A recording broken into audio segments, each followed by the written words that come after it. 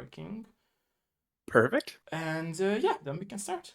Let me also make another announcement. So we started because I made money in the morning, but okay. Perfect. Okay. Correct. We are ready to go. Okay, let me open up my Twitch. You have my Twitch channel link, right? Did I? I do. Oh, okay. Yes. Super perfect. Yeah. Okay. Do you want me to have that open? Or not? No. I mean, you can, because if you're done at the end of the stream, Sure. people can ask you if you're done to that. Sure. Okay, thank you. Yeah. If there will be any Hungarian question, I will translate it. You'll for translate? You. Yeah, Nice. yeah, I will nice. do. Yeah. Okay. Okay, let me sit in my original position because I don't want to be impolite. It's just it's a so small setup here that so many cables and everything, but I'm trying. Okay, guys and girls, let us know. Welcome, and let us know on the stream if the quality of voice and video is good. If there is no lag, I will check myself as well, but please let me know. Hölgyek, urak, kérlek szépen tudassátok velünk, hogy van-e lag, avagy nincs. És please let me know. Okay, let me tune down. All good? Okay, super. We are good to go? It was a quick response, I guess. Yeah, nice, because nice. a lot of people are lurking around this time because it's 6 p.m. coming home from work, laziness, making food and all the chores. But yeah. Okay, I'm good if you're good to start. I'm ready. Let's do it. Okay, welcome everyone at my very newest episode, 26th episode of Dev Live Show. I'm here joined with Scott, the creator behind Lil Guardsman, and I'm very thankful and very honored that you have accepted this request of mine for this video interview. And like I'm always saying, let's start with a little bit of introduction. So please introduce yourself for us. Sure thing. My name's Scott Christian. I live in Toronto, Canada. So, hello from the past. It's lunchtime here. It's dinner time where you are. I love that. And yeah, I'm based in Toronto, Canada. Okay. My background is actually originally in music. I'm a composer and a pianist and a conductor. Nice. And actually, during the pandemic, a colleague of mine who came from a tech background and he's an artist. We're both sort of passionate fans of video games. Okay. During the pandemic, we joined forces and came up with the idea for Lil Guardsman, and the rest is history. So over the next two years, we made the game. And on Lil Guardsman, I'm actually not a programmer. Okay. Through making Lil Guardsman, I certainly have picked up some stuff, and I took on some very simple programming to spare the programmers from the simple stuff. But I led the writing team, so I was the narrative director for Lil Guardsman. I composed the music, and because it was a small team and because it's indie games, we all did everything. Nice, very nice. Yeah. Thank you for that. Yeah. Okay, so I'm in love with origin stories of people and how they had their first contact of video games. So what's your story behind that? Okay, it's kind of weird. I was born in 1986. I'm old. So we had a original Nintendo. Okay. That was our first console, was an NES, an original Nintendo, and we had I certainly played Mario 3 over and over, and we had Duck Hunt with the gun, which was very fun. But my sort of first love of video games was the classic 90s adventure games. Okay. So like the LucasArts games like Monkey Island and Day of the Tentacle, and there were exactly, and then the Sierra games like King's Quest and Quest for Glory. And actually it was my mom would go out and buy them, and she, like when I was little, like when I was like 6 and 7, we would play them together. So like it would be my mom and me at the computer playing through these games together. Or then when I was a little bit older, I'd be playing them by myself, and then I'd get stuck because the puzzles were too much for me, and I'd yell down to my mom to come and help me figure it out. Especially there were some really hard ones like The Dig, which was a LucasArts game, but it was more like Myst puzzles. Okay. Like it was less wacky and talking. It was more like really cerebral, brainy puzzles.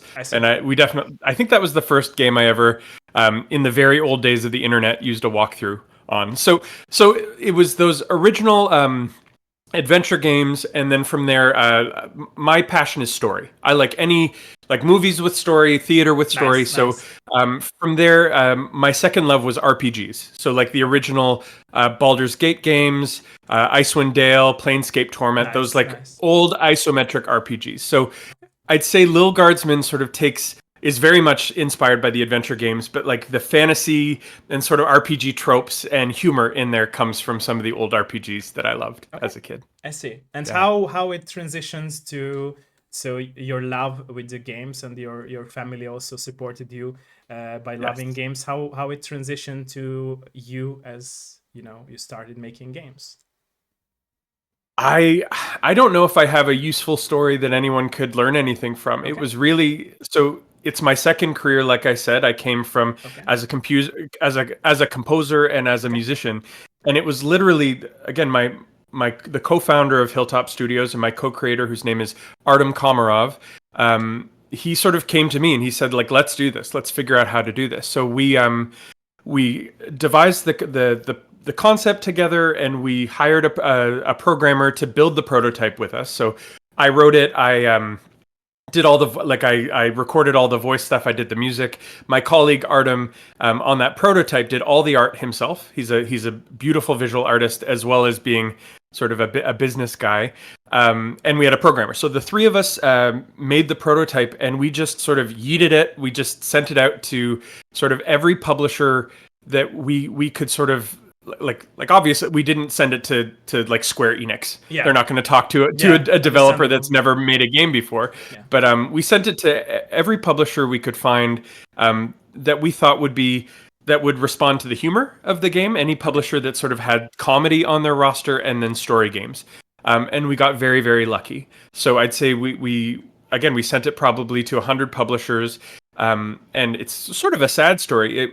It's Versus Evil who reached back, and Okay. their focus had been RPGs. They did a bunch of RPGs. They Yeah. did Banner Saga, which is a game that we loved, which is a beautiful on It is. consoles and Yeah. and mobile. And Pillars of Eternity 2 they published, which I freaking loved. And yeah, I think they just were like, they liked the idea, they liked the prototype, they liked us, and they took a chance on us. So the rest is history. And the sad part of that story is with what's happened in the industry in the last 2 years, which with so many studios and publishers closing, sadly, Versus Evil sort of wrapped up right before we launched. So it was their parent company, Tiny Build, that sort of published it and got it out the door. But it was a very stressful couple months. I see. Okay, so that Yes. brings us or brings me up two more questions. So first of all, do you always have this story at the back of your mind to tell? I would say the character of Lil we found first, and I just became a dad 5 weeks ago, so you may hear a screaming baby in the background. I have a 5-week-old. You had that influence right before the game, right? Or the feeling, at but least, of the yeah, influence. exactly. And so it was my co-creator Artem. His daughter Jackie was maybe 3 years old when we started, maybe a little younger, maybe 2. So I guess he was thinking a lot about like what's his daughter, and as she grows up, and even at like 2 or 3, she was already already a little bit crazy and very independent and a little bit sassy. So the idea for Lil was inspired by his daughter. Nice.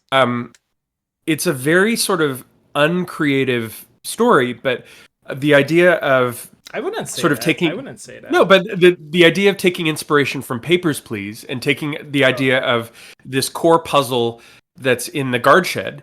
The thought was Artem is an amazing illustrator and is really good at characters, but we know that creating lots of backgrounds can kill your pipeline. So if you have to create 100 beautiful backgrounds, like you run out of time and run out of money. So we were thinking like, okay, this core puzzle means we can, and in our game there's probably 25 backgrounds, so we fucked up. There are lots of backgrounds in our game, but originally we're like, okay, we can tell this amazing story about this kingdom, and we have this character, and the idea that this kid is stuck manning the gate and her choices are going to impact this epic story came from a place of we wanted to come up with an idea that we could actually finish. And if we said, okay, we want to create this open world RPG, there's no way we could have finished it. True, understandable. Yeah. Yeah. Okay, Yeah. so the other question that I wanted to ask by discussing these topics that you mentioned versus evil closing, and do you Yeah. believe in that all these companies that were closed and people who lost their job, it's also like if we look at this as a good perspective, a good side, it could mean that it's their first step, to make something unique and their own projects to work on. I think that's like the most optimistic take or the It most is, it optimistic is. read. But do I you, do mean, you agree with it? Do you yeah, feel like it could be a the chance for that? I think I think if everyone was independently wealthy, which Okay. I am not, I think that would definitely be true. If money was no object, I think the downside or the hard thing about this sort of downturn in economic uncertainty is it means that talented people will leave the industry.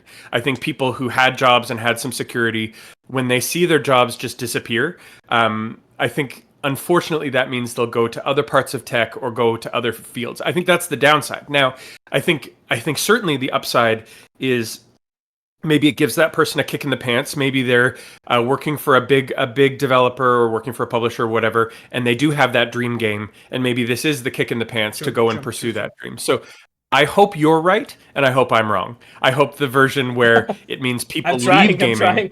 Yeah, well, and I think you have to be optimistic. And I True, mean, true, true, true, true. we can talk about this more later, but like we're about to be out pitching our Hilltop second game, Oh, okay. and it's so exciting and it's so fun, but it's an interesting time to be pitching a game because with the industry sort of struggling, a lot of people are saying like, okay, we just need to get to 2025. Things will turn around in 2025. But people are still out there making games. People are still out there trying to sell games. So I don't know. We'll see what happens. I am very optimistic. I am with I'm you, my trying. I'm friend. trying myself as well to be that. Yeah, that guy. Okay. So you were Yeah, talking about the influence of the game, and so I have so many characters that I loved in your game, and I just want to ask about a few characters. So do you absolutely. feel like all the characters have been influenced by real life people and their behavior around your family and around your close friends I or think experiences, let's say? I mean, our game is so cartoony and so ridiculous. I think so. To answer that, I should shout out. So I led the writing team, but it was me and two other guys. So it was Okay. me and Matt Bernard and Jeremy Lapalme. Okay. And I think of myself as being a really good sort of story architect. But Matt and Jeremy are they're comedy writers, and they've become through making Low Guardsmen, they've become good game designers too. But we sort of divided and conquered. So we would basically come up with an outline for every level, and we'd split it up. And we'd be like, okay, you'll come up with three characters. I'll come up with three Okay. characters. You'll come up with three characters. So it's funny. Like the characters that I wrote are certainly inspired by things that I love and Okay. games and books Okay. and films. But the characters that I didn't write, I have no fucking idea. I I have no see. idea where I they see. came from. Okay. But I do think that like even the most ridiculous characters, we wanted them to connect to what Lil's going through and what's happening in the story. So I think some comedy is so like ridiculous and out there that it kind of feels random and unconnected. I think even the weird characters like there, I think of the scary tree monster Oh yeah. character. So Yeah. Yeah. Yeah. there are two levels in the game if you haven't played it, and if you haven't played it, please try Little Guardsman. Please pick it up. True. True. True. Um, yeah. But like again, he's just a scary tree monster. But if you interrogate him the right way, you can influence him to basically like care about democracy, and he becomes like an elected official. So Yeah, because it's he's this really trying to find yeah, himself, right? yeah, When I was playing exactly. the game. Yeah. And he's there to protect his forest, True. and True. he's going to protect his forest by killing people. True. And you can influence him to, instead of just killing people, you can sort of steer him to, oh, you should run for office. You should try to make change through democracy, which was just, and again, it's random, it's absurd, but I like to think in every single character there's a bit of heart, and True. they're True. not True. just random for a laugh. True. True. And also, there is a message with every character and their backstory, in my opinion. I think so. I mean, Yeah. some of them are just kind of we put them in there because we thought it was fun or thought it was Yeah, funny. But like yeah, Chloe, I the think crazy killer woman, right? She's oh so yeah, oh yeah, beautiful, but she wants to burn everything. Yeah. And Okay.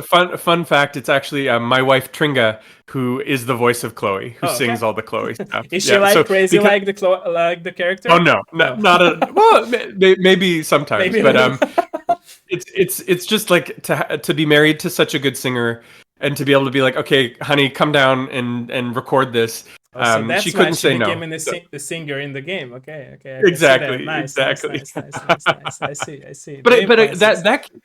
that character, like, because there's so much of our game is satire and parody, we're like, okay, we have to do a parody of Disney. We have to, like, because we have these ridiculous characters, we True, have true, like true. she's drawn so much like Belle from Beauty and the Beast. But yeah, we wanted to like in that turn, Lil is like, why are you singing? Like, stop it. Like just you but again, like when we consume media, when we consume art that has singing, we just accept it. We just like are like, True. oh, they're singing now. But in our game, I think it's a funny joke, and that comes from my creative partner Artem hates musicals. He just hates them, and so much of my career before games was as a conductor of musicals. And I would be like, oh, come see my show, and he'd be like, no, I hate it. It's terrible. So that character is very symbolic of again our personal joke. I So. see, I see. And and what about Capello, who is trying to find the right hat for himself?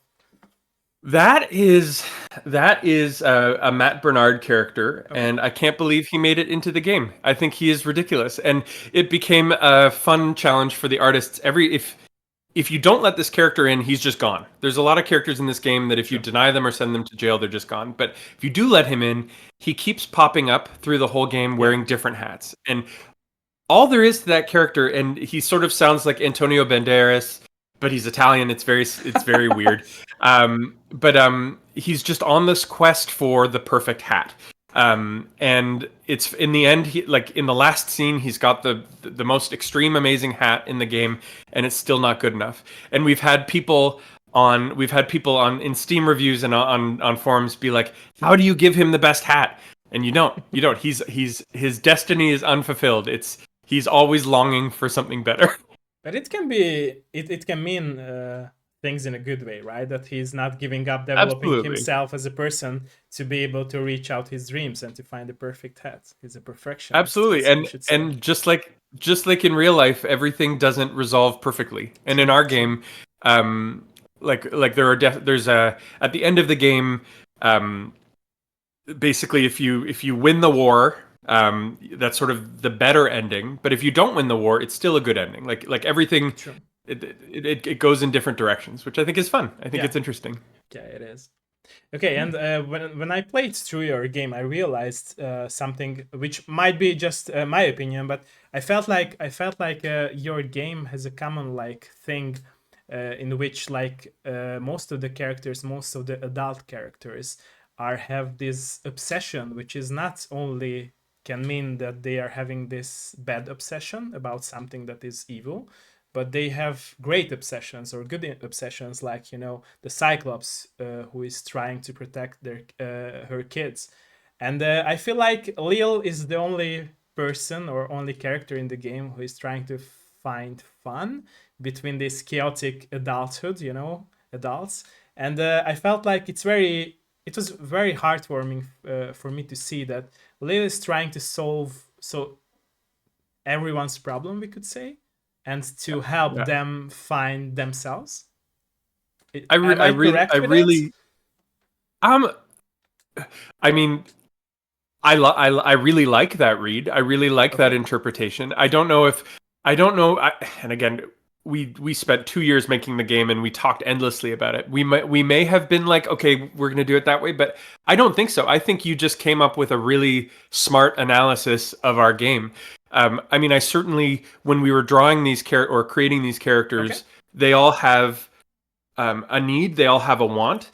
And you as Lil, if you're at the guard shed, are either helping them, like if they want something good, you're letting them through to get what they want. And if Yeah. they want something evil, like you say, you need to block them. You need to Yeah. send them True. to True. jail. True. So I True. think I think that's good. But yeah, I think one of the central jokes of the game and one of the central conflicts of the game is there are all of these adults who are giving Lil their problems. Like, Lil is a Yeah. 12-year-old girl, and Yeah. like you said, she keeps saying, "I'm just a kid. Yeah. Why True. are you True. True. asking me True. this? True. But just want to have a she's child. still helping. So she's helpful Oh, because she was for raised sure. And by her father, who taught her, in yeah, my opinion, that she should be helpful. That's her duty. yeah, Yeah. yeah, and I think like her father Hamish, like he's a bit of an idiot, but he loves her a lot. True. Like I True. think True. that's True. Yeah.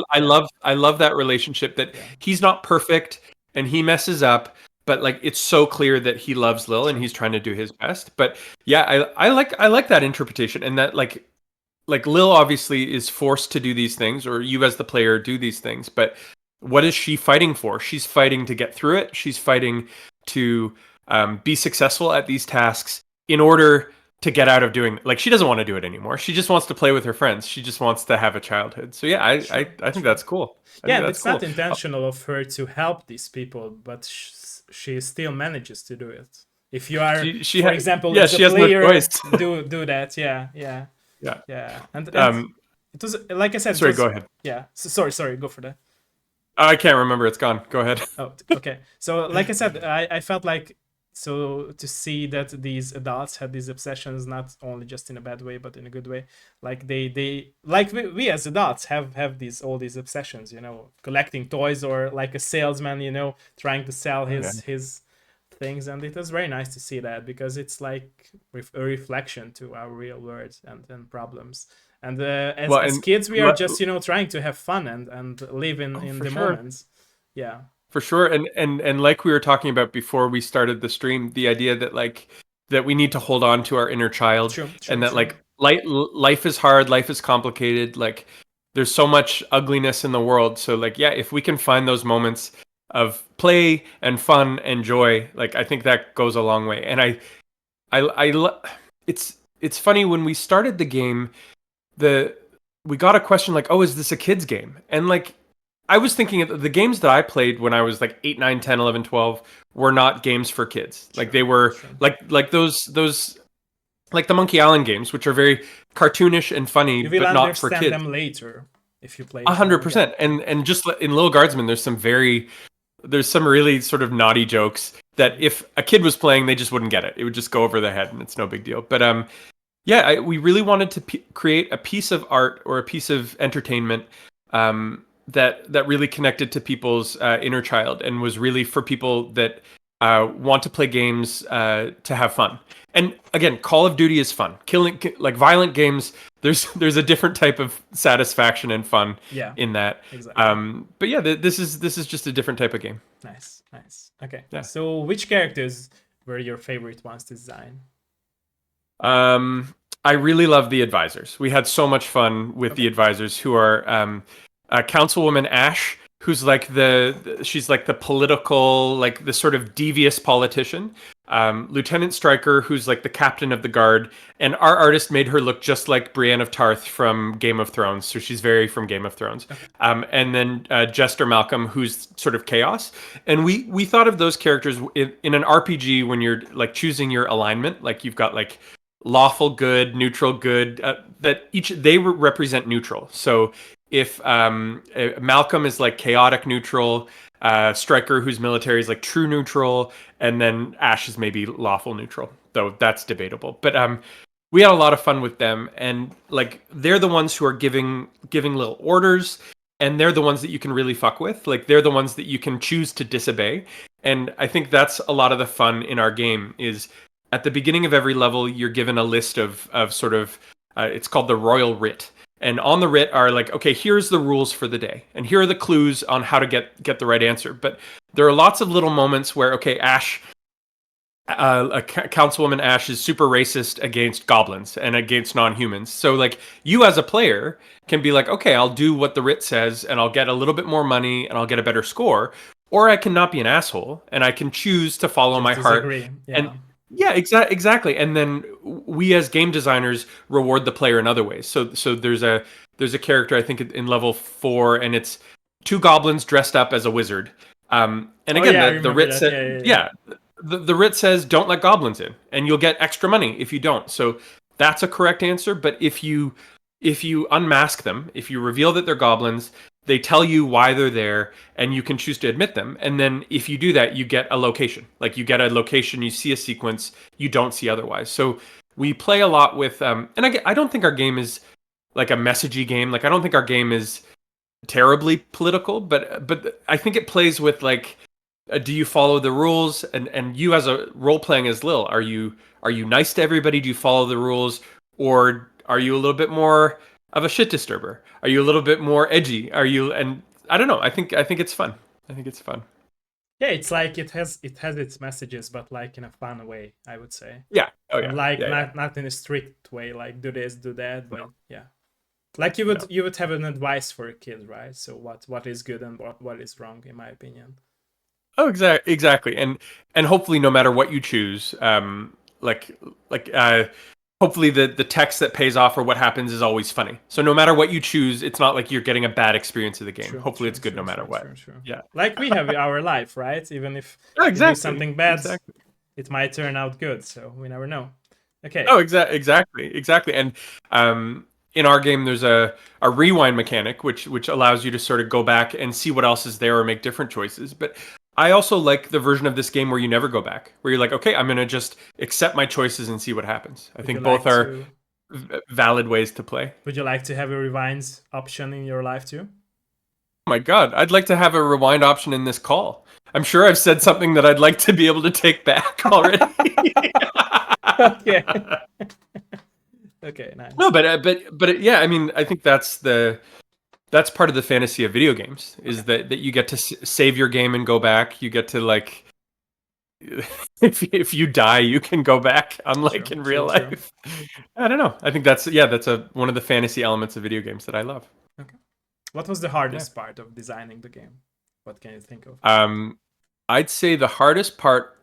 I have two answers. There's 176,000 words in our game, and because in every Oh yeah, turn, you told me that in private. yeah, Yeah, yeah.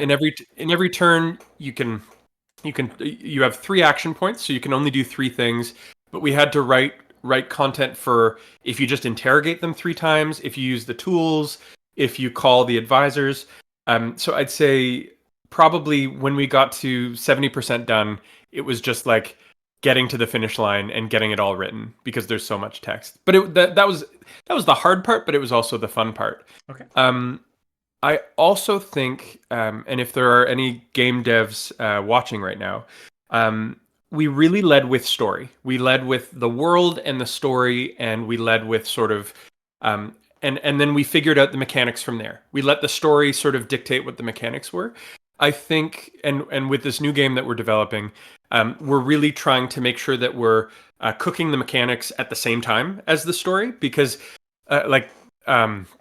We the tools that ended up in the game are the same tools that were there in the prototype, and I think I think we now at Hilltop have a different process in terms of prototyping where it's like it needs to be fun without story. It needs to be fun with 100% placeholder art. Whereas I think the core of Lil Guardsman, and necessarily like it had to be, is the story. Is the But story, I yeah. think yeah, but as a result, like if I could go back, if I had a time machine, I would go back and tweak a couple of the mechanics to make them a little bit more fun. Yeah, but If I'm story is being important perfect. for you, so 100%.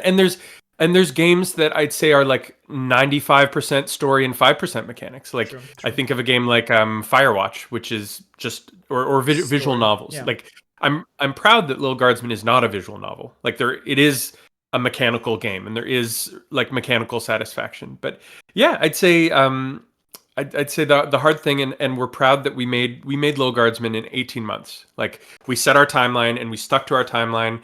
We mercilessly cut things. Originally the story, like to play Little Guardsman, I think it averages, the fastest you can play it is about 7 hours. Average it's 8 to 9, and we see lots of people play on their Steam reviews, sort of between 10 and 15 hours. So it's not a short game. Yeah. I mean, depends on your like. Obviously, it's not Elden Ring. It's not 100-hour game. But for an indie game, it's not a 3-hour game. True, It's true, it's true. certainly an 8-hour game. But we originally conceived of the story in 3 chapters, and the final game is in 2 parts. And I think cutting that third chapter made it better because like it meant we had to tighten it. It meant all the good stuff we had planned for 3 chapters we squished into 2. So it just meant it was more dense and more like there's no filler. Like every single character in the game is there for a reason. There's Matters, no yeah. generic NPC True. I'm Steve the farmer. Like, and it was interesting. There was when we were pitching to publishers again years ago, a lot of people saw this and they're like, "Oh, you need to figure out an endless mode. Like you should be looking at procedural No, generation. You in should be my opinion, looking." that would not work because the story Oh, matters at your game. 100%, and that would just be a different game. That would True, be, true. and I love the game. Have you played the game Reigns, which is on your phone, and it's like Tinder. You're swiping left and swiping right, and I it's think very yes. procedural. I think But yes. it's anyway, it's a and it's an extremely well selling game. I wish I made that game, but it sort of has it's an endless game. But again, our game is more of a narrative game, so that wouldn't True, have true, worked. true. What kept you motivated with your team members not to, take a step back and give up on making this game? Um, I don't know, our intense obsession, Okay. our ADHD that kept us focused and kept us going. We really lucked out with our team. Okay. We had basically we had two artists. We had one and a half programmers. We had an additional programmer join late in the process because our core programmer, he and his wife had a baby, so he needed to take time. So we brought on and Adolfo, who came. Italo is the sort of lead programmer, and Adolfo came on and helped us ship the game. And then three writers. So it was basically 7 or 8 of us, and just we all made each other laugh. We were all passionate about it, and we live all over the world. The writers were all in Toronto, Canada, but we had team members in Brazil and in Colombia and in Mexico. So we were never in the same room, but I don't know. It just felt like making this silly dumb game with our friends. Like it was really Nice. fun to come online and make jokes. Oops. To come online and make jokes, and it would usually be Friday when the artists would like share everything that they'd done that week. Like there would be a dump of all of the art they'd created, and that was just like the best day. It was the best day because they'd like maybe on Monday the writers would be like, okay, here are the new characters, and then to see them come to life, and everybody was so funny. Like you wouldn't expect like the Matt and Jeremy are comedians, but the writers the artists, they're not comedians, but they would seriously like find the funniest things in these characters and make them even funnier in how they drew them. And to this day, I'll play the game and like notice new things. Like there's so much detail, there's so much like Yeah. love put into it. And I don't know, I think I think myself and Artem, I think we were good bosses. I think we were good Okay. directors of the project. I think we didn't ever crunch. Like we were like in the summers, we went down to a 4-day work week. We really didn't want anyone to work on weekends. So I just think like it was a job and everyone worked hard, but we also had a lot of fun. Nice. Okay. Yeah, which is how it should be, 100%. True, true, true. Okay, so and how making this game as a game developer helped you evolve at your other territories of your life? And what skills have you picked up as a developer in the other territories of your life as a person? That's a good question. That's a good question. I think this was the largest project I've ever done. So Okay. like in my old life working on plays, working on theater shows, working on music, it's just much smaller. Like Okay. projects that would go maybe 3 months at a time. So to work on one thing for 2 years and to stay focused on it, it was like being a marathon runner. So I think that rewired my brain. Um, I think I'm used to my background is working with creatives, working with writers, working with actors. I think I've gotten good at working with programmers because I think programmers are a different species of person, and the brilliance and the way that programmers' brains work.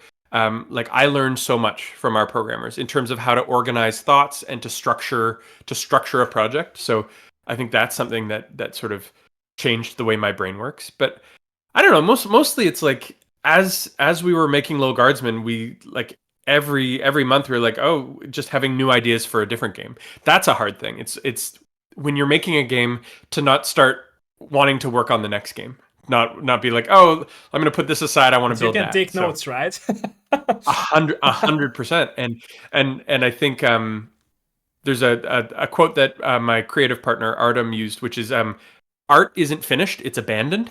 So again, there's a point in your game where like you could keep going forever. You could True, true, true, keep true. polishing, keep perfecting. But again, you just have to pick a point where you're like, this is ready. This is ready for Sure. people to play it. And the fun thing about games is then there's post launch support. You can if you have an amazing fan base who are communicating with you and they're like, oh, we'd really love to see this, you can patch it in. Like you sort of have to have the luxury of money to support you continuing to support the game after launch. But which we've done a little bit of post launch support. But yeah, there's a point where you're like, okay, this is our game, warts and all. We've tried to make it the best game we possibly can. Like go, like just see what happens. Just release. Like a kid, right? 100%. It's like Growing up. you can keep trying to teach them lessons and keep trying to take care of them, but one day you have to like open the door and let them go out and play. True, you know? true. Yeah. Are you guys planning to release the game in a physical version? Because I'm a huge, collector of games, and I love games to be on my shelf, especially the games which I fell in love with, like Little Guardsman. Are you planning to do that? I am not officially allowed to say anything, Okay. but I will say that our game has, of all the consoles, it has done very well on Nintendo Switch. So that's all I'm going to say about that. I can't comment on that. Thank you. And our game has done very, very well on Nintendo Switch. Yeah, I remember myself asking you the same question on Twitter post under some of your posts, and yeah, nice. Thank you. Oh yeah. Okay. Well, and it's funny in this like world, like when I was a kid, the computer games I would buy would come in the giant boxes that were like, exactly. like this big, and I'd like put them on my bookshelf and I'd treasure them. And like now I play on computer, but I also play on Xbox, and I have Game Pass, which is a way to just try lots of games, lots of indies, which is sort of like for work to try as many indie games as possible. But I do miss physically having the game in my hand and having a manual to read. Yeah, but it is. Go ahead. Go for that. No, go ahead. Oh, I was just gonna say it's certainly a dream. It would be a dream to have a physical Little Guardsman. For me too. For me too. Yeah, and it's good to see that there are companies like Limited Run Games and Strictly Limited and all these other companies which are making these physical editions happen. So exactly, and they seem to have a model where like they don't have to produce, like they can produce smaller batches of copies for the collectors and still make money somehow. And it still shows that a lot of people care about physical editions. Like, oh, for sure, and it's the same with movies and TV. Like, like if it's my favorite thing, I want to own it. And if it's on Netflix or if it's on streaming, and then it's gone, like you want to watch back, but you can't. Yeah, exactly. Yeah, exactly. Okay. So as going into your next project that I'm supposed that you're not allowed to talk about, but so have you guys had this idea on your next project during developing Little Guardsman? Yeah, I would say that there was actually a project between that was probably too big. It was probably too big and too expensive. And this was sort of a third idea that we had. And in some ways it's related to Little Guardsman. Like I think Hilltop as a studio. No. Completely new vibe, completely new. I mean that's the hard part is with Little Guardsman, and like we have an amazing idea for a story DLC, and we would love to do a sequel to Little Guardsman, but that is certainly at the publishers at their determination if we were to ever do that. So we're moving on to a new game. Maybe after this new project, right? That's exactly. And the thing with indie games like ours is, I don't know about you, but like I'll buy a game or someone will tell me to play a game, and I have no idea if it just came out. I have no idea if it came out in 2017. I have no idea if it came out in 2012. Like, especially with indies, which I feel like indie games can be beautiful, but they're not like, you're not like, oh, this is the most realistic graphics, this is not cutting edge. So like I certainly find games years after they come out. So a game like Little Guardsman, for myself, I'm trying to keep on date with the games, but there are a lot of games that I can't keep track of because, like, in every year there are hundreds and thousands of games coming out. So it's impossible 100%. It's impossible. But I have noticed that there are times where like a game will really pop off on social media or on TikTok like 2 years after it's released. So like our hope with Little Guardsman is that like obviously a good chunk of people have discovered it already, but that people keep finding it, and that it sort of builds up this sort of cult fan base. Sure, sure. But yeah, the new game, I'd say like, and I think a lot of studios say this, but the thing we're passionate about and the thing I think we do really well is story and characters. So I think humor is part of it, but um, without going into detail, it's a completely different mechanic, but it is a story game. And I'd say has some humor, but it's more towards horror than comedy. Oh, okay. Okay. Yeah. So it's much darker than Little Guardsman. But I think that first-hand informations at my show. Okay, thank you for that. I appreciate it. Okay. That's true. That's not anywhere else. But Thank you again, for it's sort that. of, if Little Guardsman is sort of our spin on the cozy genre, Okay. this will be very much our spin Opposites. on something that's a little bit more creepy and when horror-y. are you guys planning to reveal something? Do you have like an exact date for that? I think we'll start teasing things soon. Like now that the artists are starting to create stuff, I think I'll start Gamescom hype maybe. Yeah, no, I'd say probably like if everything goes well, and I'm knocking on wood. I do that the same. I do that too. Oh yeah.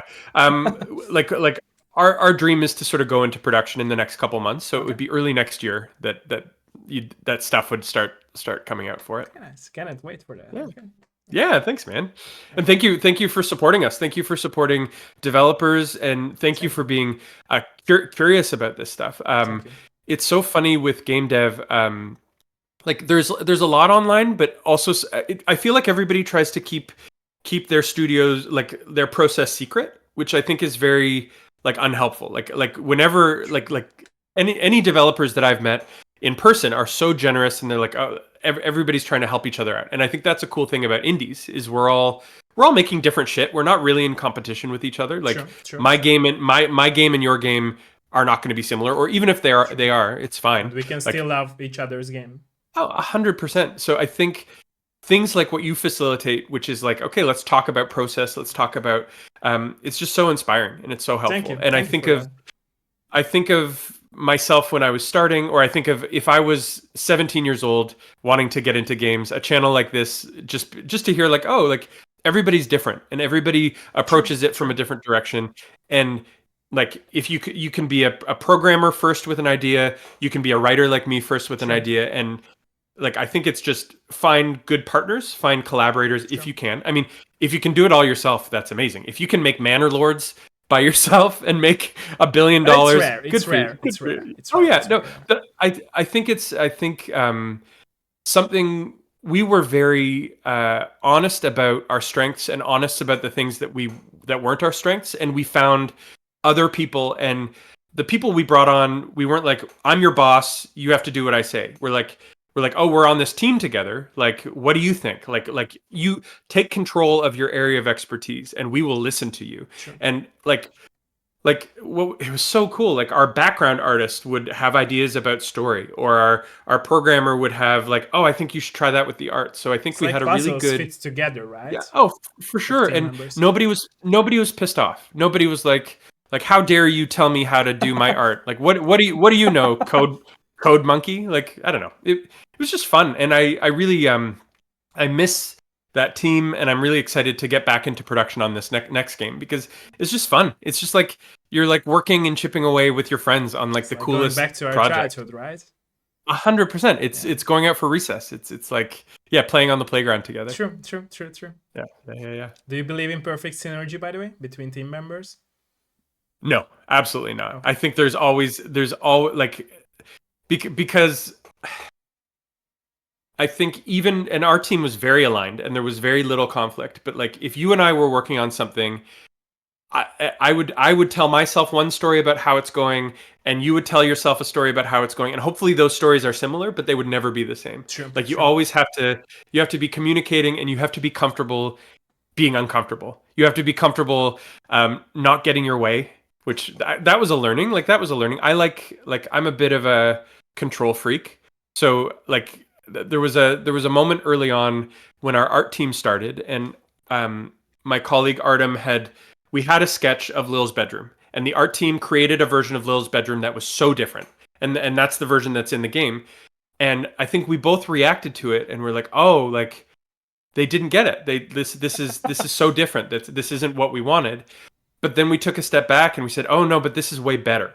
Yes, this is different, but it's way better. So I think if you're working on something, any artistic or creative project, you need to like get comfortable, like letting other people be right and not getting your way all the time, because that makes it better. If I was a bastard to everyone on my team and I said you had to do it exactly the way I was picturing, the game would suck. The game would absolutely suck. How did you develop this skill of yours, and when? Or do you think it's like because your family raised you like that, with love and care, I and th- that's why? I think in my head I always want to be someone who's collaborative and Okay. is good at teamwork, and that I don't have to get my way. I think in reality, sometimes in a disagreement I want to get my way. And I think that's normal. I think we all want to win. We all want to win. But I don't know. I like there's just a point where my co-writers are so funny and so good that like even if it's different, like I don't think what I'm writing is better. Like it's just I guess it's about being comfortable with the best idea winning, even if it's not your idea. Okay, makes Yeah. sense. Understandable. Yeah. Nice. Can you get very emotional if you read some reviews about the game, even if it's a bad review or a good review? Uh, yeah, I shouldn't read reviews. You're not supposed to read reviews, like for your mental health and your psyche. But you But do, right? oh, I can't help myself. I have obsessive tendencies. I think when we launched, our goal was to make a good game. Our goal was not to make a great game. We hoped to make a great game, and I think we made a great game. But I agree. we It's a great always game. we always thought like as long as we like average out at like a 7 out of 10, like as long like we can be happy, we can sleep at night, we can be proud of what we did. So the fact like I think our Metacritic it was 85 at one I point. hate Now that it's like site. 82, I hate that site. I will 80. tell you I why know. later. Yeah. Okay, it's 82 or 83, like so firmly in the 80s. Um, but we also know that like when you make anything creative, it's not for everybody. Like True. my favorite game and your favorite game are going to be two different games. And True. even when you play a game, if we play the same game, we might have very different experiences of it. True. So True. like I think we thought about who our ideal player was. We thought about our player personas, and we were like, okay, it's people who want games to be funny and like things that are cute and like stories and like stories that are like emotionally impactful True. True. but True. don't take True. themselves too silly. And I don't know, like I and there are horrible reviews on Steam. Like there are horrible trolls who like the fact that there's like any diversity in our game got super like this is terrible, this is terrible, like and I can ignore those. Those reviews don't matter to me, but it's like just regular people who take the time to be like, I really love this game and here's why.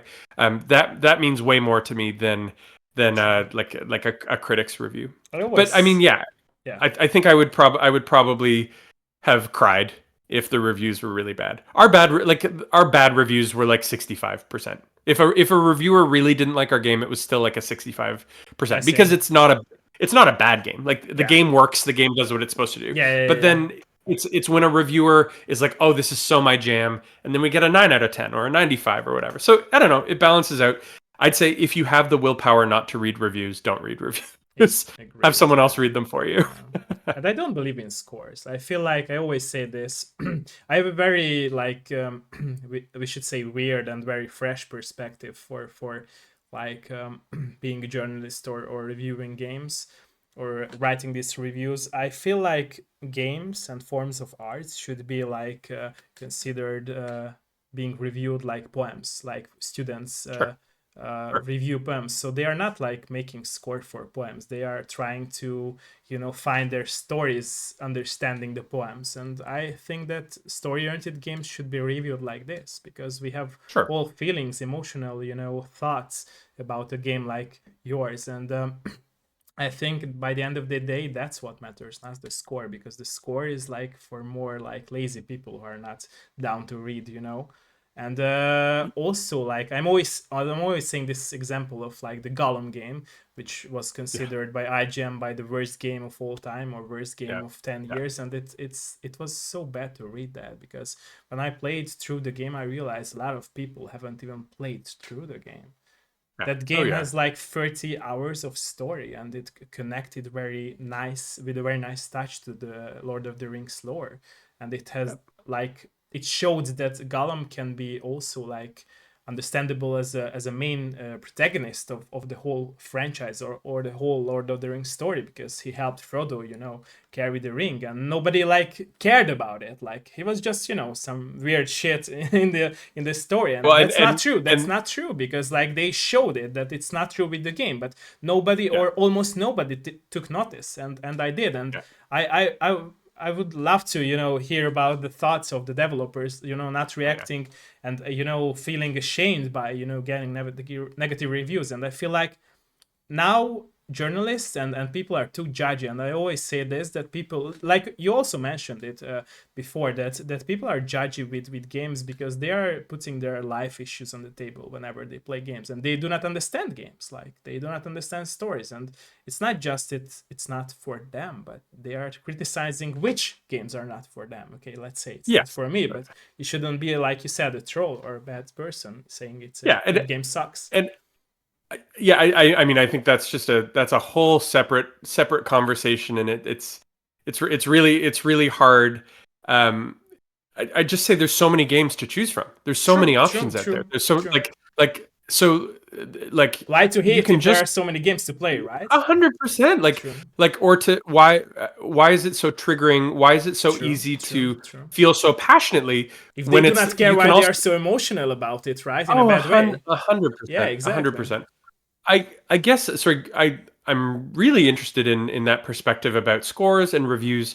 I think it's also hard when IGN reviews an $80 AAA game, which again I think if someone is spending $80 on something, like let's say 80 US, I know it's different everywhere in the world, versus judging a $10 $20 indie game. Like I think it's like how can you apply the same sort of means of reviewing or the True, same true, sort true, of true, true, standard true, true. to something that was made by one person or and for our team by 7 people Sure. versus something with $100 million Sure. budget and a team of hundreds. So I don't know. I think I agree with you that the sort of the game review scene is kind of broken, but it's also hard because that like creating an accolades trailer or for game marketing to have A+, to have 8 out of 10, to have 9 out of 10 is valuable to developers. So I don't True, know what the answer is. true, true. Yeah, yeah, Yeah. yeah, yeah, Yeah. yeah. I this is a little bit off topic. I really love, and I said like we hoped our game would be an 8 out of 10 or 9 out of 10, which thankfully it was. Some of my very favorite games are those like 7 out of 10 games that where it's like the I creators agree. were Yeah. trying something interesting, and maybe it's a little bit janky, it's a little bit broken, but you can still But they were like you were brave saying and with passionate about it, right? yeah, exactly. They're coming out with a sequel, which shocks me. The Sinking City is a game Love that's that. Love that. Yeah. that's like Lovecraft and like Lovecraft. Yeah. that game. It wasn't a good game, but I really loved it. There Yeah. was a game called Vampire, which was again sort of an RPG action Yeah. adventure, and it was like not a great game, but it was a good game. And I just like you can have a lot of fun with a pretty good game. Yeah. So I There don't is know. also the game called We Happy Few, if you have played that game. I haven't played it, but is that It one that you'd is. put in that Yeah, category? yeah, yeah. Yeah. Also the Yeah. Saboteur game, which was I played on PS3, Yeah. an open world Yes. Yeah. Yeah. action game. Yeah, there are a lot of games Another like one that that. I think people tend to fall on the side of liking it, but Greedfall is an RPG that Greedfall, came out yeah, a couple of years ago exactly, that exactly, I yeah, really loved. And yeah, again, it doesn't have the resources that Dragon Age would or Baldur's Gate 3, but it's still like a really like lovingly made RPG. yeah. And So you feel the passion that developers were so 100%. passionate about. Yeah, there are so And many it's things different. to Like discuss. It's it's different. Yeah, unique. that's why I Yeah. wanted Yeah. to say. Yeah, it's Yeah. fresh. It's fresh Yeah. experience. But I think that Yeah. people are. I always say this. I feel like a lot of players are now do not. It's not just they do not understand games and they play games by trend, but like I feel like they have so high expectations that in fact they are not willing to express their expectations. They are just saying, okay, I want the game to be good, to be perfect, but at the end of the day they do not understand what perfect means for Sure. them, and Well, maybe that's a I mistake by them. and I mean, have a little patience. Like, I True. promise I'm not an old man standing on my front door just yelling. But it's the bad review. And we don't have that many bad reviews on Steam. But it's the ones that like are horrible reviews, and then you look and they've played it for 10 minutes. They've Yeah, that's what I played want the to game say, for 20 because it, minutes. it was Yeah, pretty much same with the Gollum game. yeah, I checked the journalist, because there are yeah, some journalists whose PSN profiles or Steam profiles are yes, not yes, private, and you can check them, and they haven't even played yeah, the game. And like, what the hell? yeah, Like, you are making a yeah. review, scoring the game for 2 out of 10, and you're saying that the game sucks, but you haven't even played it through. Like, what the hell? And I'm not judging them. Don't get me wrong. I'm not judging them. It's just for me personally, who are obsessed and passionate with games, it's so sad to see that we are living in an era where not just players can cancel culture these games, but even journalists who are professionals. They should, promote games in some way. Of course, with being objective, but still promote. But of course, there is a promotion if you tune down the game score. But also, you can make an end to some developer's career, which sucks, and that you cannot ignore this fact, and they do that, and it's so bad to see for me as a player who love playing games. Yeah, it's hard. What's the answer when it's like your job is to judge this thing, but how do you judge it in a way that has empathy True, and and love and love that and is care, because yeah, it's yeah, not yeah, caring. It's, for example, it would take, like, for example, for me it would be like I would be reviewing like FIFA games which I don't like. And I won't be sure, saying they are shit games because I don't like it. I won't be sure, underscoring games because it's not for me. I sure, will say I don't want sure. to review it and don't want to write a review about it. That would be normal for me. And I Yeah, think that that's the yeah. problem with people, that they are like judging everything, even if it's not for them. Well, and I think games journalists would say there's less and less money. There are fewer and fewer reviewers, so True, people are true. not That's specialized. why I So quit a lot again, of companies, by the way, because I there you was, go. yeah, I Yeah, I, I had to like make scores very connected to Metacritic, which I hate because they love my style of writing in Hungarian, but they always wanted yeah. me to score games on the level of Metacritic, and for me that was bullshit. Like, I hate the fact, and I know I'm very like fresh. With this perspective, having like what I said of reviewing games like poems, but it's important to me. Like, I feel like it's a very common thing to have similarities with poems and games because they are just two forms of art, and they are Well, and willing to tell stories and emotional thoughts to people and players. As for myself, I yeah, and I think especially in the indie space, I think that's there are but even saying that, I think there are people in the AAA space that are true, still true, trying to true, tell great stories. I exactly, think of exactly, like I think of, I mean I feel like Ubisoft gets a lot of negative publicity for cranking out sort of generic or games that sort of don't true, expand the mechanics true. from iteration to iteration. But there are you know that there are like really talented writers on those True. teams Great that are trying stories. to Yeah. make Great something great. messages. Yeah, exactly. Yeah, exactly, exactly. Yeah. Okay. So we agree. I think you and I need to take this to. I know you don't drink. We'll go to a restaurant. We need to take this True, over true. dinner. I offered you my help, if you remember that, to translate the game to Hungarian, because I would love to see that in, Oh, in I Hungarian. know, Yeah, and that would again, be cool. that's at the purview of the publisher. It's something. I Let me think know. it's Let a me know.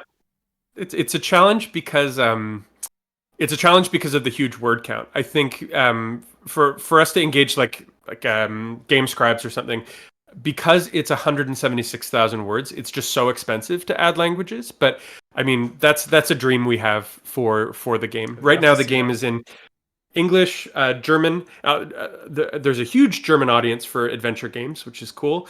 Yeah, they are the In old school consumers. Let's say that. Yeah, Yeah, yeah, yeah, yeah. exactly. And then Spanish, which makes sense. There's so many Spanish-speaking countries, True. and then Chinese, which is cool because there's lots of Chinese players. I don't know if the game has been marketed in China, so I wonder about that one. I Maybe wonder about there's that one. also I don't. culture for point and click games, right? Yeah, yeah, We just yeah, don't know yeah. about it. Yeah, exactly. But and sorry, just because we're bitching about reviews, that's another one where like a French outlet would review the game and give it like one score less because it's not in French, and I'm like, well, like that's Okay. like I don't know what you want me to do. Like fair, that's true. I'm Fair, but sorry. like it's not the game's problem, you know. The game is No, still no, good, yeah. It's yeah, it's funny. interesting that people are Um, very much judgy about their I'm gonna game. turn the tables on you. What's your all time favorite game? Final Fantasy X. Final Fantasy X, and why? Okay, so my story with Final Fantasy X is very special. My grandfather lived when I was starting to play it, and Okay. my gratitude to my childhood and to have a very good connection with him since he was my father figure instead of my Hmm. father who wasn't Hmm. around. Hmm. I always went till the end of the game and I never finished, and I do that every year. Okay, so you get right up to the edge Yeah, and I and never and finish, leave it and I there. just delete the save and start over. Yeah, like to Wow. always Oh, remember my grandfather yeah. and my childhood. Yeah, and That's very touching. yeah, so I love Final Fantasy X because I feel like that game has everything, like not just the story, the touching music for all the Hmm. characters, Hmm. all the themes, and it's very interesting that whenever I played every year, the game always offered me something new, like you I love said that. about Little Guardsman. It's not just Yeah, the yeah, yeah, messages. When I started to grow up, I realized all the messages that I wasn't, reading out from yeah, the game.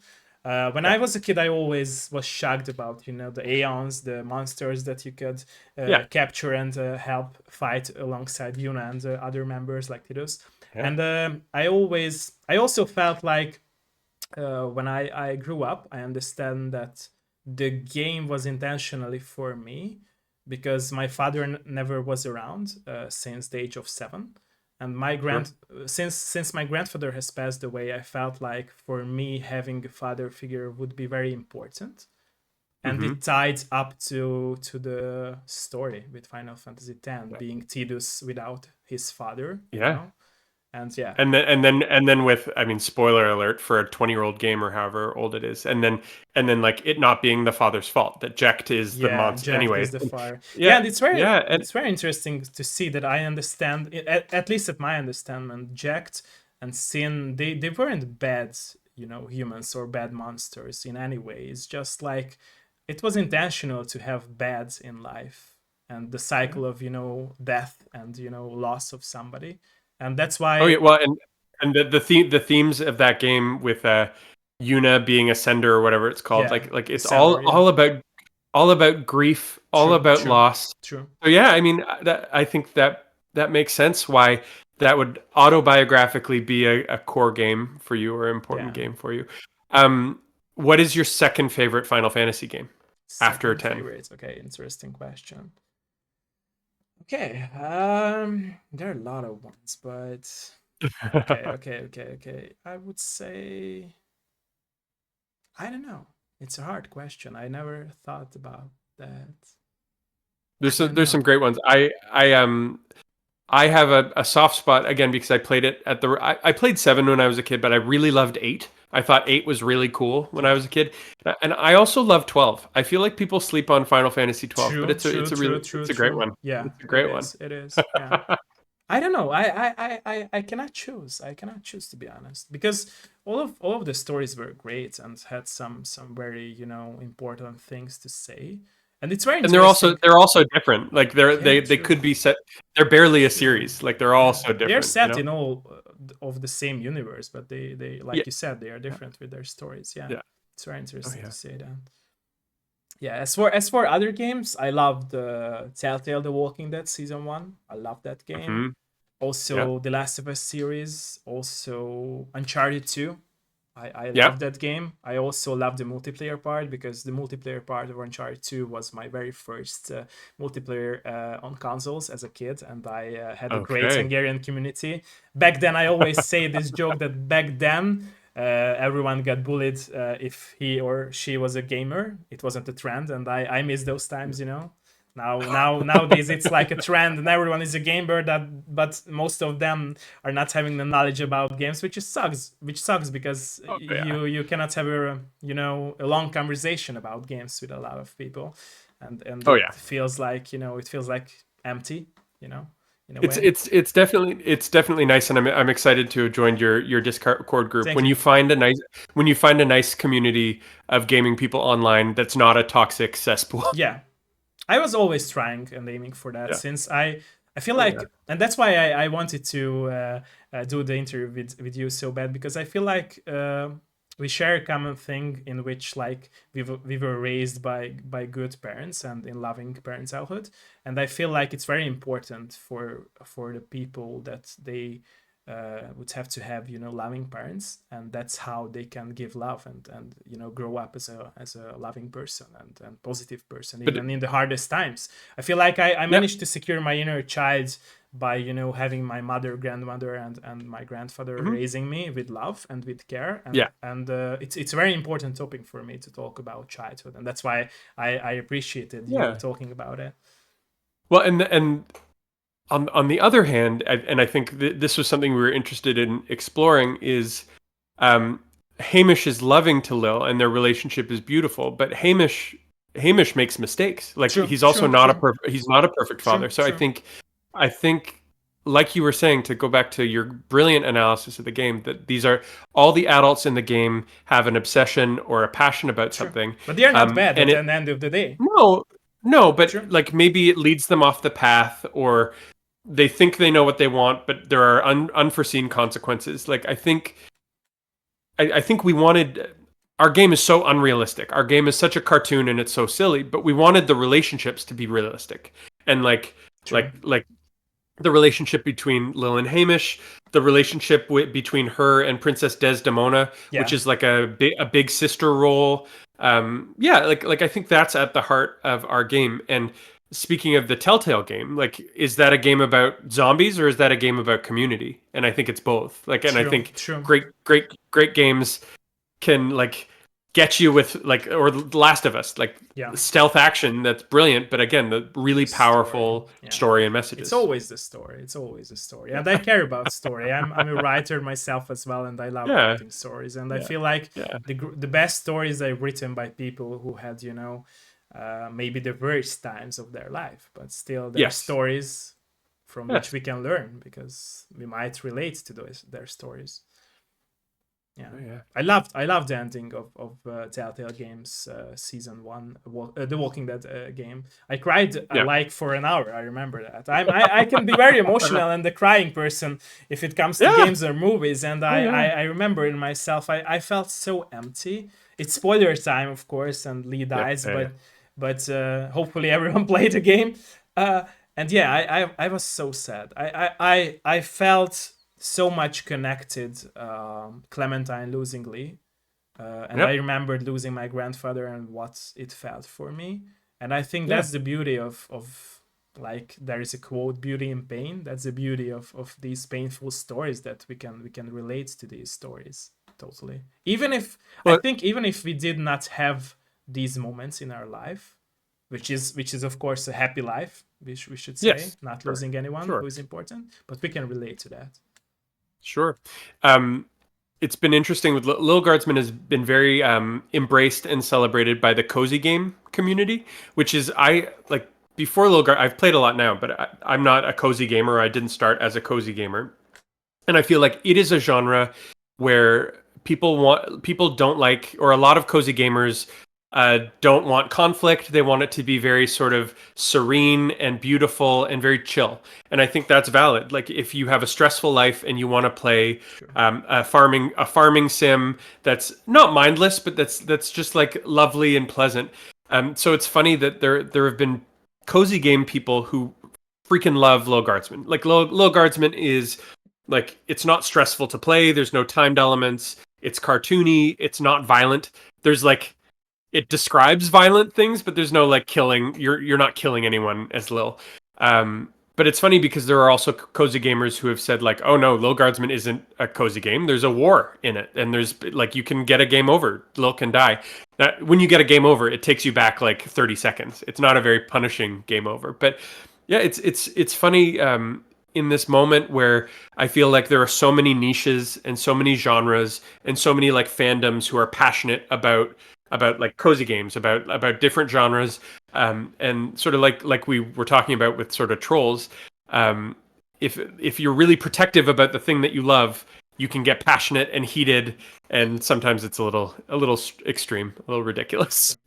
True. Yeah, because Yeah. they are forgetting the fact that they could be open-minded and realize some nice things around your game, even if it's not meant to be cozy for them. I don't mean to sound negative. Like we are so supported by the people who have discovered our game, and like it, considering everything, considering that like the launch of our game was a little bit complicated with the versus evil tiny build stuff. Like it has gone remarkably well. Like I feel so lucky. And also it was our first game. Like to have released that our first game has done as well as it has, and that it has nice reviews. Like I feel like we won the lottery, and I'm just excited to do it again. Can you see yourself making games forever? I hope so. That's all I want. I don't care about getting rich. I don't care about like I don't want to buy a boat. I just want to be able to like be successful enough to keep going. Nice. Okay. Yeah. And can you Yeah. see your family members and your child playing your games? Absolutely. Okay. I don't think my dad hasn't played Little Guardsman yet, but my mom, who's not a gamer, she played Little Guardsman, and I'd get like angry text messages being like, "I can't figure this out. Why is this happening?" It's not a hard game, but I was definitely like on call to support her through it. And my wife, who's not a gamer, she played it, which was really cool. And she does voices in it, so she was like, "Oh, that's who that character was." So it was fun. It was fun. But yeah, I definitely would. I haven't thought about it. The idea that like Albie, who's 5 weeks old, like in like 8 years or something, I'd be like, hey, play this game. I made it. I think that would be very cool. That'd be very cool. Nice. Okay, we have touched a lot of topics. Are you down to answer some questions from my Sure. chat? Okay, Sure. Why not? Let Sure, why us not? know. Let us know if there And is. I've got 10 minutes, which is perfect. Thank you for that. Yeah. Okay, let us know, guys and girls, ladies and gentlemen, if you have any questions. We discussed a lot of things here, so. And I hope that we will meet someday again. Let's keep in touch. Oh, for sure. Well, as I told you offline, my wife's family's from the Balkans, so I'm in Europe every other year. So I'll get in the car and drive to Hungary. Okay, let me know. We can meet. I would love to have a conversation in real life with you as well and spend some for time. sure. Nice. For sure. Hölgyek, urak, hogyha bármi kérdésetek van, nyugodtan kérdezzetek. Akár magyarul is, akkor lefordítom. Let us know. And yeah, I just wanted to say this by the end of our stream and interview. I'm very thankful. Like I said, I'm very honored that you are here with us today, and I'm also very honored and thankful for your story and the core message that it's a beautiful relationship between father and his daughter. It was very heartwarming for me to say. To see. Sorry. Well, yeah. Again, it's that like art that when we consume media that like is a little bit challenging or that pushes us a little bit, like even if it's hard, I think that's good. I think that's like a good true. that little bit of discomfort can be good. True. And I want to say like thanks for reaching out, and I think it's something you asked me, like something what's different from since you started making games is I've made so many like relationships and friendships with people that I've never met before that are all over the world because gaming is truly global. And we have great platforms like Discord and we're online together. Like, no, I felt like this was just shooting the shit with a friend. So I'm game to do this anytime for sure. Thank you for that. Thank you. Yeah, Pandy is saying from the chat that he checked the game, and whenever the cozy weather will come, not this hot weather, he will try out the game for sure. Thanks. Well, for that.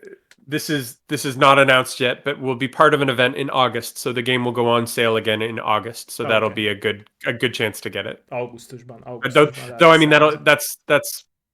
that's hot weather season, I imagine. But anyway, For he can buy for for the future play. Yeah. Thank you. Okay.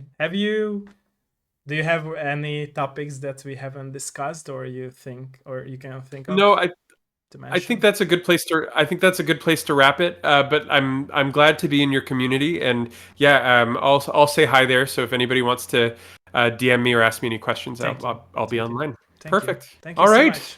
Thank you so much. Thank you. Nice to meet you. Nice to meet you too. Thank you. Thank you for Yeah. this opportunity. Have a nice day, and thank you. See you again. And bye bye everyone who was watching the stream and who will see the VODs.